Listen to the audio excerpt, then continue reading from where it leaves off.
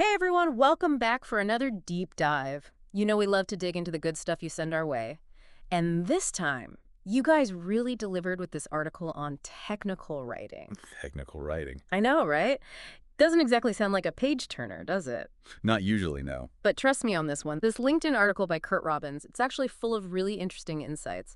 He breaks down what he calls the 8 pillars of technical writing. And honestly, it's way more engaging than you might think. 8 pillars, huh? All right, you've got my attention. What's the first one?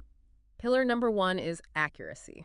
Okay, makes sense. Yeah, Got to be accurate, right? you'd think it'd be a given, right? But Robbins actually goes deeper. He talks about how tough it can be to really verify information, especially when you're dealing with, like he calls it, tribal knowledge. Tribal knowledge, yeah. The kind of stuff that's been passed down through like generations of employees, right? Yeah. Full of inside jokes and weird processes nobody documented. Exactly. That's just impossible to Google. No kidding. So Robbins is really stressing the importance of having a good method for this stuff, asking the right questions, really getting to the bottom of things. Because as he points out, inaccurate info can have some pretty bad consequences. Oh, absolutely. Just think about it in terms of your own work for a second. What if, like, a safety manual had the wrong instructions? Hmm. Or a financial report had messed up data? Yeah, that's a recipe for disaster. No kidding. The stakes can be really high with this stuff. It's not just typos we're talking about. It's about understanding the impact of literally every little detail. Which leads us perfectly to pillar number 2, audience focus. Robbins makes it clear that technical writing is definitely not a one-size-fits-all kind of deal. It's all about empathy, isn't it? Putting yourself in the reader's shoes. Just like you wouldn't explain something to, say, your boss, the same way you'd explain it to a brand new coworker. Yeah, totally. And Robbins uses the example of white papers versus user manuals. One's meant for those industry experts, the ones who live and breathe this stuff. The other needs to be easy for someone to pick up and use, even if it's their first time seeing the product. And that's where it gets really interesting, right? You have to know who you're talking to, what they already know, what they need to know. It's about tailoring the entire message to that specific audience. So, thinking about your own work again, do you ever find yourself like changing up your communication style depending on who you're talking to? Oh, all the time. Whether I'm writing up a formal report, sending a quick email, or even just jotting down notes, I'm always thinking about who needs to read this and how can I make it crystal clear for them. And that's exactly the kind of thinking Robbins is talking about here, being strategic and intentional with every piece of communication. For sure. Now, on to pillars 3 and 4, and get this.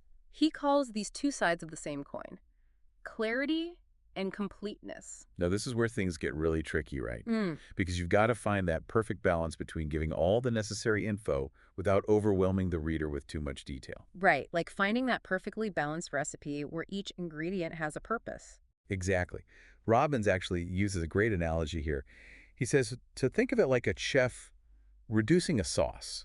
They're not taking away from the flavor, they're concentrating it, making it richer and more intense. Okay, yeah, that's a great analogy. And that's what we're aiming for in technical writing, that concentrated essence of information. So no rambling paragraphs or sentences full of jargon. Not if you can help it. The goal is to be clear, concise, get straight to the point. Because if people can't understand what you're trying to say, then what's the point of writing it in the first place? Which brings us to another important pillar, objectivity. You want your writing to be, a clear and unbiased presentation of the facts. So we're leaving the passionate opinions and dramatic flair for our next deep dive on creative writing. Exactly. Think of it like presenting evidence in a case. You lay out the facts clearly and let the reader draw their own conclusions. Okay, that makes sense, but how does that actually look in technical writing? Like, how do you put objectivity into practice? Well, Robbins gives some really good examples, like, say, using alphabetical order for lists when there's no obvious ranking, Okay. or like sticking to the same terminology throughout a document instead of switching between different synonyms. It's about removing any chance of confusion or misunderstanding for the reader. Right, because even something as small as using different words for the same concept, it can throw people off. You want your reader focused on the actual information, not trying to figure out if those two terms mean different things. And that consistency actually connects really well with his next pillar, right? Parallel structure. Absolutely. He calls those two the unsung heroes of technical writing, and I think he's right on the money.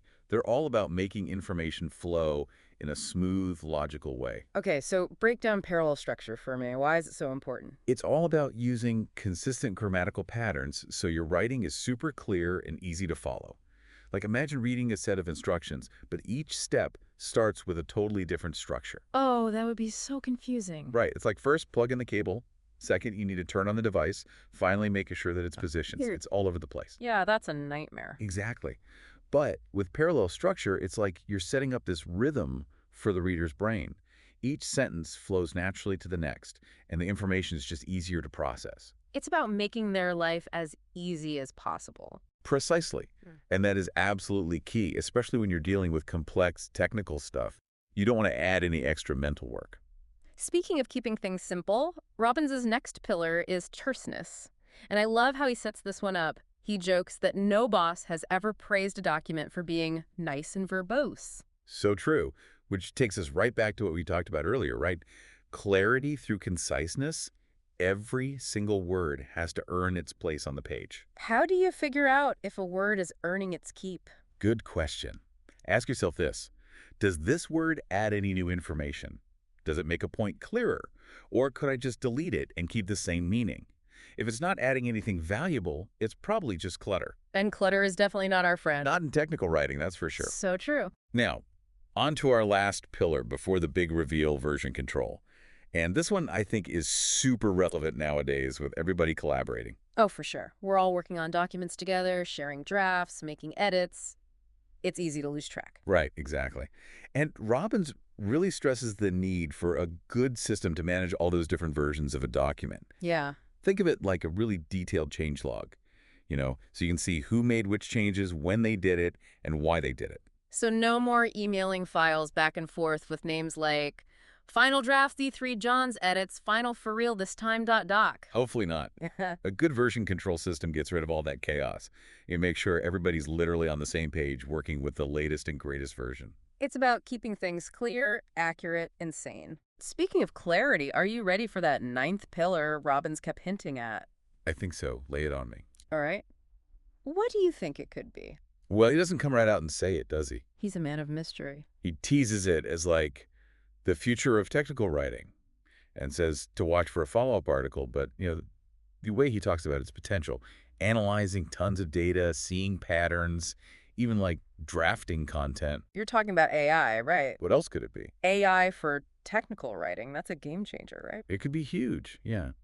Imagine software that can take like mountains of data and turn it into these perfectly written reports. Or even, like we were saying, create different versions of a document depending on who's going to read it.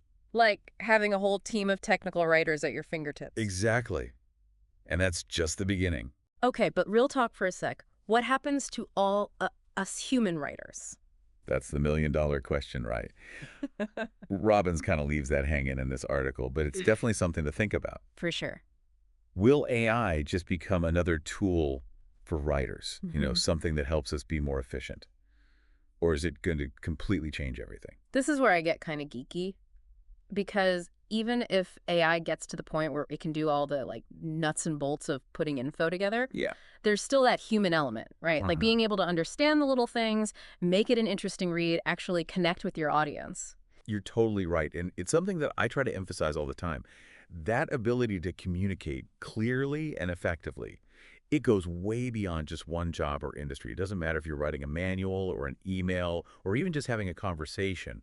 Those principles we talked about, accuracy, clarity, getting to the point. Those are always going to matter. Exactly. And that's what I really liked about Robbins' article. It's not just, a bunch of rules. He's starting a bigger conversation about how we communicate in this digital world. And that brings us to my favorite part, where we open it up to you guys, the listeners, because knowing this stuff is one thing, but putting it into practice, that's where it really gets powerful. So here's your homework for this week. Think about your own field, your own work. How could AI change how you write and communicate? What are the cool possibilities? And what are the maybe not so cool things you should be ready for? Got to stay ahead of the game, right? Absolutely. Well, another deep dive down, another layer of knowledge unlocked. Big thanks to you guys for sending us this article by Curt Robbins. It's been a great conversation, and it seems like there's a lot more to come when that follow-up article drops. Remember, we are always here to dive into whatever you throw at us, so keep those brains buzzing, and we will see you next time.